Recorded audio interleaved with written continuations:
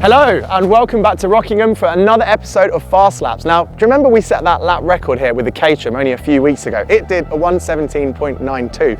Well, this Porsche 911 GT3 RS has been lent to us by a chap called Tony, and he reckons we might be able to beat it by some margin.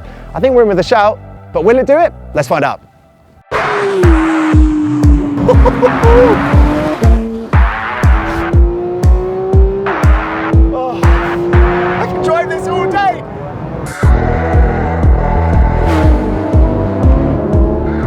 This is exactly the type of music I get out of bed for. Wow, 9,000 RPM in this 4-litre powered 991.2 GT3 RS, one of Porsche's greatest sports cars.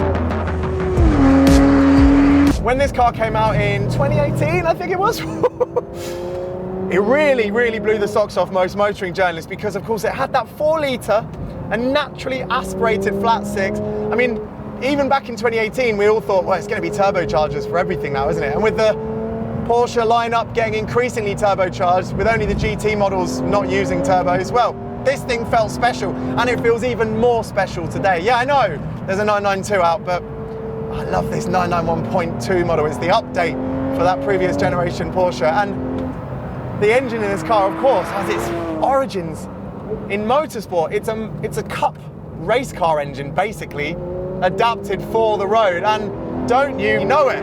Listen to this.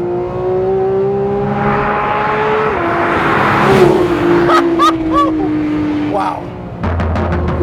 And then the 7-speed PDK box. I know everyone says, oh, I wish it had a manual. Well, no, I don't actually, because right now I've got a lot of things to do and a lot of things to think about, and I would do even if I wasn't chatting away to you right now, because this thing is so monstrously fast. I mean, it will crack the 0 to 62 sprint in 3.2 seconds, which you might say, well, yeah, hang on a minute, loads of supercars do that. Yeah, they do.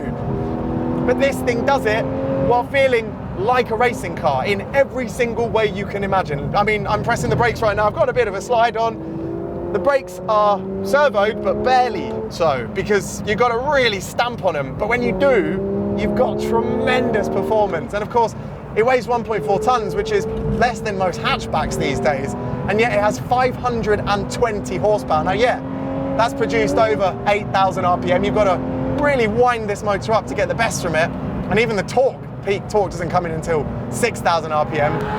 It just feels like a different machine. It's absolutely spectacular. I mean, let's rev it out. Right, third gear, 6, 7, 8, 9. Oh. Yeah, okay, now I'm gonna go sit down, get my helmet on, and let's go for a lap record attempt.